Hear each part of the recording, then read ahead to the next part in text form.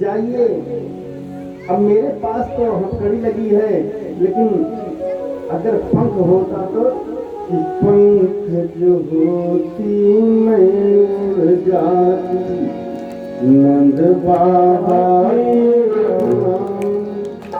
उमड़ घुमड़ में सिंहराया, बहने दूध की धार धार मोर सोवत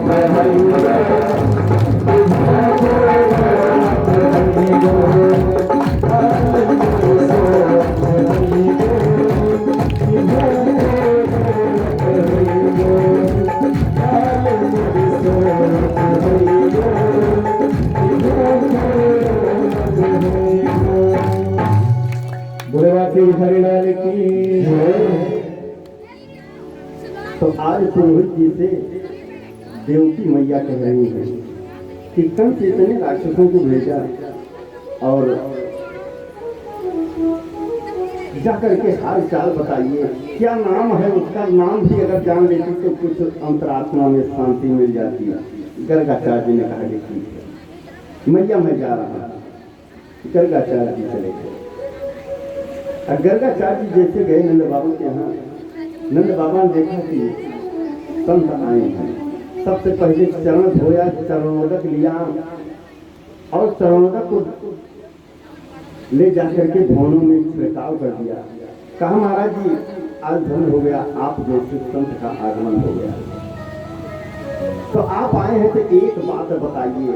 मन में तो कंठा हो रही है, जलपान आ रहा है, लेकिन चाहिए कि महाराज जी से पहले बात करने के पहले जलपान करा करके तब, क्योंकि पंडित खाने के बहुत शौकीन होते हैं और ठाकुर खिलाने के शौकीन होते हैं। लेकिन कहा कि ऐसा है कि महाराज खिला तो रहे हैं, लेकिन हमारी ये जिज्ञासा है। कहा क्या?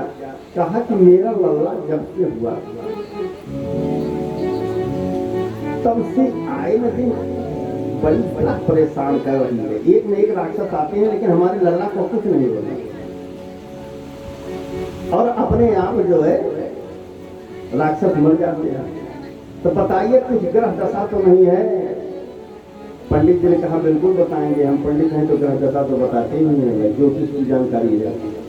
कहा क्या नाम है, राशि कौन सी है, किस नक्षत्र में जन्म हुआ, बताइए तो कुछ बताएं। नंद बाबा ने कहा आज मेरा लल्ला 1 वर्ष का हो गया, लेकिन याद ही नहीं रहा कि इसका नामकरण भी होना। अभी तक कोई नाम ही नहीं है। कहा नाम नहीं है तब कैसे देखें, बिना नाम के कहीं पता लगेगा, पहले नामकरण कराओ। कहा नामकरण कराने के लिए क्या कराएं, अब आप जैसे विद्वान आए हैं तो आप ही नामकरण कर दीजिए। गर्गाचार्य जी ने कहा कि मैं नामकरण कर दूंगा तो दिक्कत हो गई। कहा क्यों? कहा यदूनाम अहमाचारः आतस्य भूसर्वदः सुतं मया संस्कृतं ते मन्यते देवकी सुतं। गर्गाचार्य ने कहा कि मैं पशुओं का पुरोहित हूँ, ये सब जानते हैं। अब अगर मैं नामकरण कर दूंगा तो कंस को यह है कि देवकी की 8वां संतान स्त्री नहीं हो सकती है, और उनको आशंका है कि नंद का छोरा ही 8वां है, तो दिक्कत हो जाएगी। नंद बाबा ने कहा कहीं कोई दिक्कत नहीं होगी, हम किसी से नहीं बताए देंगे चुप्पे से, यहाँ तक कि भाई पट्टीदार को भी जानकारी नहीं होगी। कहा कैसे नहीं जानकारी होगी, जब घर में कराएंगे तो कोई आ जाएगा। कहा महाराज जी घर में क्यों कराएंगे, गौशाला है उसमें। कहा हाँ ठीक है, गौशाला में कोई पट्टीदार भी नहीं आएंगे। जा करके यशोदा मैया को कि मैया तैयार हो जाओ, बड़े से महात्मा आए हैं, इनसे नामकरण करवा दो।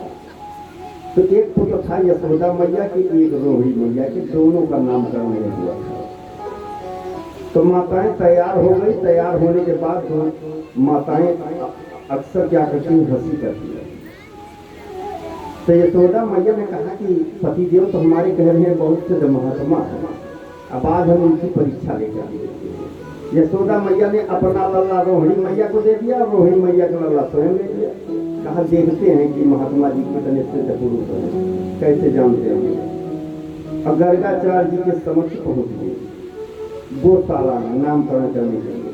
अब वहां जैसे पहुंची, गर्गाचार्य ने भगवान श्री कृष्ण की एक झलक जैसे स्वरूप देखा, वैसे अपने को धन्य मान रहे हैं कि आज मेरा परम सौभाग्य है कि मैं भगवान का नामकरण कर रहा हूँ, तो सबका नामकरण करते हैं। और ऐसे सोच करके समाधि लगा लिए 1 घंटा पूरा।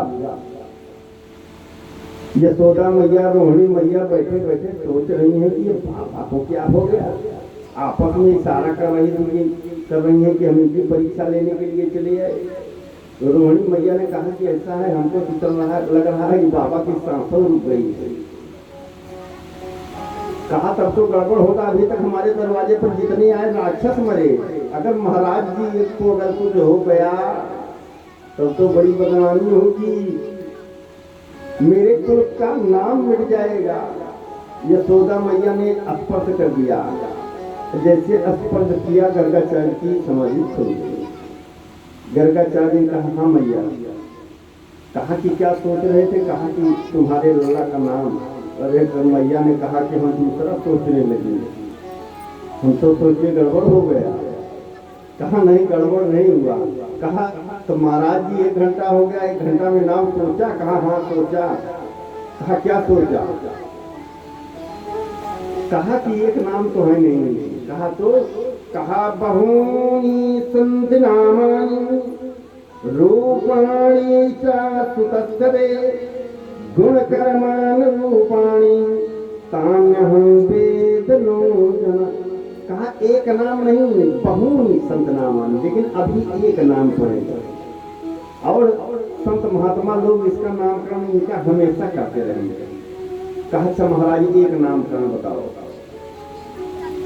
सब नामकरण कर रहे हैं कि जो रोहिणी मैया की गोदी में बालक है वो जसोदा का पुत्र वसुदेव। जैसे वसुदेव का नाम लिया, कैसे कहा? वासुदेव रखना चाहते थे कि वसुदेव का पुत्र होने के कारण इसे वासुदेव कहेंगे। कहते कहते वसुदेव से बदल गए, क्योंकि कन्हैया ने कहा मैया यशोदा ने कहा क्या वसुदेव? कहा नहीं कुछ नहीं, वो तो बोल रहे थे, निकल गया। इनका कभी किसी का नाम किसी जन्म का वासुदेव था, वसुदेव के पुत्र थे। मैया ने कहा ये तो मेरा पुत्र है। कहा भाई इसमें कहाँ शंका है, आपका पुत्र तो वही है। कहा तब? कहा कि ये है जो रोहिणी मैया के गोदी में बालक है, ये यशोदा मैया का बालक है और इसका नाम होगा कृष्ण। दोनों माताएं इशारा में बात कर लिया कि बाबा तो बहुत पहुंचे हुए हैं, हमने कितना चालाकी किया कि अपना लल्ला आपको दे दिया, आपका लल्ला मैं ले लिया, लेकिन बाबा जो है चालाकी लगा करके बता दिया। और कहा ऐसा है कि जो यशोदा मैया की गोदी में है ये रोहिणी का पुत्र है और इसका जो है बल अधिक होने के नाते इनका नाम होगा बलराम। जो कृष्ण बलराम की नामकरण हो गया। नामकरण हो गया तो मैया ने कहा अच्छा ये बताओ, माताओं को ज्यादा चिंता लगी रहती है कि मेरा बेटा क्या करेगा। कहा हमारा बेटा क्या करेगा कृष्ण बताइए, किस लाइन में जाएगा। कहा तुम्हारा बेटा चोर होगा। मैया दोनों मैया यशोदा मैया रोहिणी मैया ऐसे पकड़ लिया। कहा चौथे पन में लल्ला पाई चोर, अब क्या करेंगे। गर्गाचार्य ने कहा मैया ये साधारण चोरी नहीं करेगा। कहा तब? बड़े राजाओं के यहाँ डकैती मारेगा मेरा लल्ला। कहा नहीं भाई, बड़े राजाओं के यहाँ डकैती नहीं मारेगा। कहा तब? कहा अनेक जन्मार्जित पाप चौरम चौराग्य गण्यम शीर्षा नमन। जो अनेक जन्मों में पाप किए हैं और जो कृष्ण नाम का जाप करेंगे वो पाप चुराएगा, सबका पाप चुरा करके मोक्ष भेजेगा। तब तो यशोदा मैया ने कहा कि ठीक है, तब तो चोरी करें तो ठीक है, पाप की चोरी तो बढ़िया है। हमने सोचा कि राजा के यहाँ डकैती मारेंगे। कहा नहीं भाई, अनेक जन्मार्जित पाप चौरम चौराग्य गणम शीर्षा नमामि। अरे सबसे नंबर 1 के चोर होंगे क्या? क्या चुराने में? पाप चुराने में। तब तो बहुत प्रसन्न हो गई और कहा ये बलराम भैया, कहा इनके साथ ही रहेंगे, दोनों का काम एक ही है। तब तो मैया बहुत प्रसन्न हो गई। इतना प्रसन्न हुई कि महाराज जी आप बताए किसी जन्म में हम भी बहुत पाप किए होंगे, हम तो उसका से नाम नहीं लेंगे तो कृष्ण कृष्ण कहते रहेंगे, इनका नाम लेते रहेंगे तभी हमारा पाप चुरा लेंगे। कहा हाँ, इसमें तो कहीं संशय नहीं है, ये पाप तो चुराएंगे, निश्चित चुराएंगे। नामकरण हुआ। नामकरण होने के बाद गर्गाचार्य जी को खूब दक्षिणा दिया। खूब दक्षिणा दिया। दोनों मैया घर आई, घर में प्रवेश किया, आपस में विचार किया कि महाराज जी ने तो नाम जो रखा ना, उस नाम में तो हमारी जीव कृष्ण कहने में 3 बार पलटा खा जाएगी। ये बलराम कहने तो बच्चे का नाम चाहे जितना प्यारा, तब से लेकर के आज तक माताओं का प्यार का एक दूसरा नाम ही हो जाता है। उसमें भेद लगा देती हैं, कहाँ मैं कृष्ण नहीं कहूँगी, हम तो कन्हुआ कहूँगी और बलुआ कहूँगी। माताओं को देखिए, प्यार का नाम में थोड़ा मात्रा इधर उधर हो ही जाती है प्यार में सब चीज। आज तक जितनी माताएं हैं सब अपने बेटे को प्यार में कुछ बदल ही देती हैं सब करे। तो माता जी ने ये कह दिया, और कृष्ण नाम हो गया बलराम। अब कोई कहे गोविंद, कोई गोपाला, कोई कहे गोविंद, कोई गोपाला, मैं तो कहूँ सावरिया बांसुरिया वाला, कहूँ सावरिया बांसुरिया वाला। कोई कहे गोविंद, कोई गोपाला, कोई कहे गोविंद, कोई गोपाला, मैं तो कहूँ सावरिया बांसुरिया वाला, कहूँ सावरिया बांसुरिया वाला।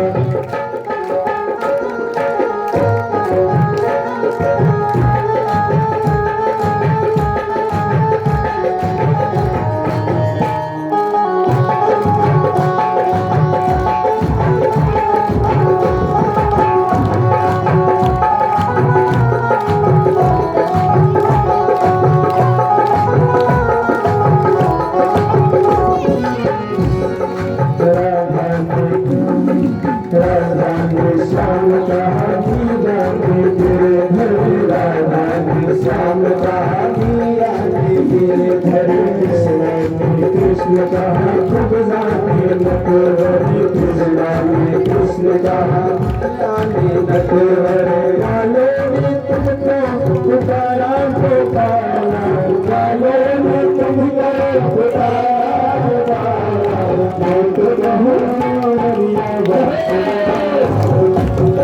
कहूँ सावरिया बांसुरिया वाला, सावरिया जय गोपाला,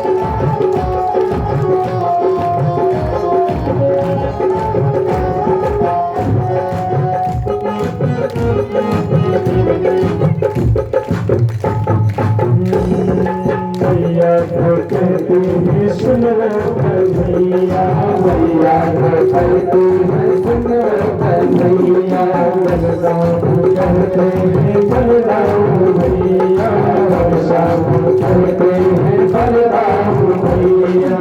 थोड़ा की आँखों पे तुम हो उजाला, थोड़ा की आँखों पे तुम हो उजाला, तो कहूँ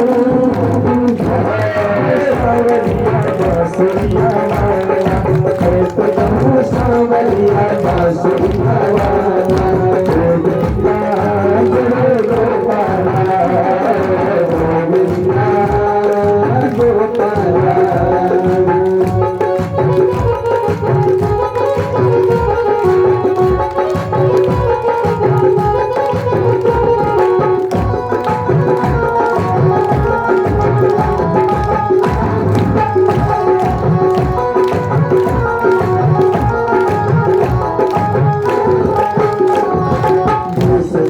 बनवारी अर्जुन की मोहन, बनवारी अर्जुन की मोहन, छलिया कर की बोला करी हो, छलिया कर की बोला करी हो।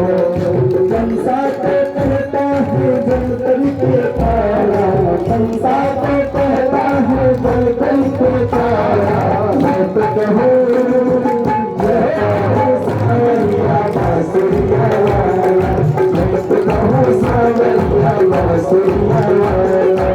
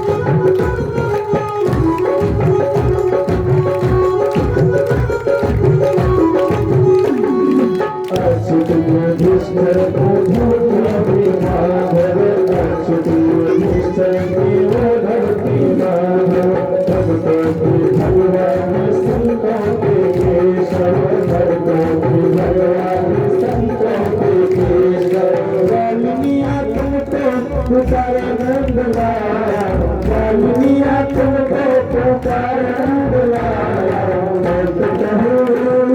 मैं तो कहूँ सावरिया बांसुरिया वाला, मैं तो कहूँ सावरिया बांसुरिया वाला।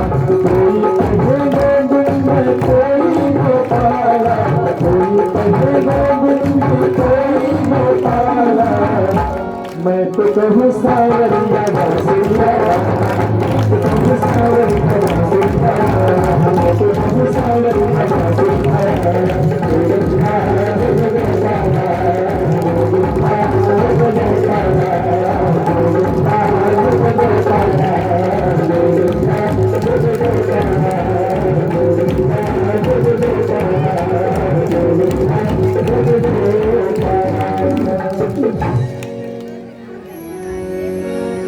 इस प्रकार से मैया ने कह दिया कि हम नामकरण क्या रखेंगे। और तब से माताओं का प्यार का एक अलग नाम हो ही गया।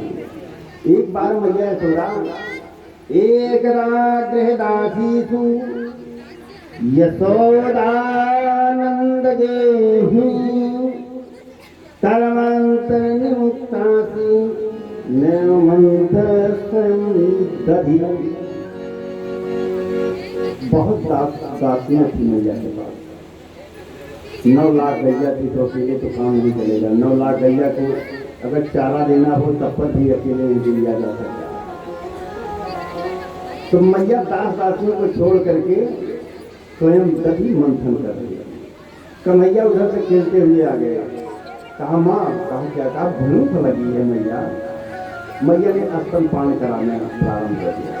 और जैसे स्तनपान कराया, कुछ ही देर स्तनपान किया था तो कन्हैया ने माता जी से प्रश्न कर दिया, अच्छा मैया ये बताओ तो तुमको दूध प्यारा है कि दूध? मैया ने क्या किया, गाल पर हल्का सा थपकी मार के कहा, अरे दूध प्यारा है बेटा, दूध नहीं प्यारा है। कहा सच में मैया? कहा हाँ। कहा ठीक। और इतने में अंगीठी पर धरा दूध जो है उफान मार दिया। अब मैया कन्हैया को देखा, जैसे उफान मारा, जमीन पर अतृप्त अवस्था में ही जमीन पर उतार करके चली गई, दूध को शांत करने के लिए कि उफान मार रहा है। कन्हैया ने कहा वाह मैया, गजब कर दिया। अभी पूछ रहे थे कि दूध प्यारा है कि पूत अभी भूखा है, दूध बहने लगा, 50 ग्राम गया होगा। अब तो दूध बहता है, पहले 50 ग्राम से अधिक नहीं बहता था। क्यों? लकड़ी पर था ना, तो 50 ग्राम बह जाए तो लकड़ी बुझ जाए, लेकिन गैस नहीं बुझती, नुकसान भी होता है। कहा 50 ग्राम दूध बह गया, मैया को संतोष नहीं हुआ, इससे ज्यादा नहीं। कह रही है कि पूत प्यारा है, झूठी ममता। उठाया पत्थर, जितने माट मटका थे सबको फोड़ दिया और बंदरों को बुला करके कहा खाओ खूब छक करके। मैया ने देखा, कहा ओ। कन्हैया को दौड़ा लेती है छड़ी लेकर के, इधर आओ इधर आओ, ये हमारे परपजिया सास के जमाने के कारे कारे मटका थे, फोड़ दिया, आज मैं तुमको बताऊंगी। मैया छड़ी लेकर के दौड़ा रही है, कन्हैया भाग रहे हैं। और इस कथा को सुखदेव स्वामी जो है राजा परीक्षित को श्रवण करा रहे हैं। कहे देखो ब्रह्म भग रहा है मैया से, दर्शन कर लो साक्षात। अब चौथे पद में लल्ला पाई थी, अब तो क्या था कि मुझको दूर दौड़ने के बाद सांस छूने लगी। मैया थक गई। कहा कन्हैया मैं कहती हूँ रुक जाओ। कन्हैया ने कहा मैया मैं रुक जाऊंगी तो तुम मारोगी? कहा नहीं मारूंगी नहीं। कहा तब क्या करूं? कहा पूजा। कहा ठीक है तब तो रुक जाएंगे, पूजा होगी तब तो रुक ही जाएंगे। रुक गए कन्हैया को मैया जाकर के पकड़ लिया, घसीटते हुए ले आई। चलो तो मैं भी पूजा करती हूँ, कायदे से पूजा आज मैं करूंगी। ले आई और रस्सी से बांधने लगी कन्हैया को। और रस्सी से बांध रही है तो 2 अंगुल रस्सी छोटी पड़ गई।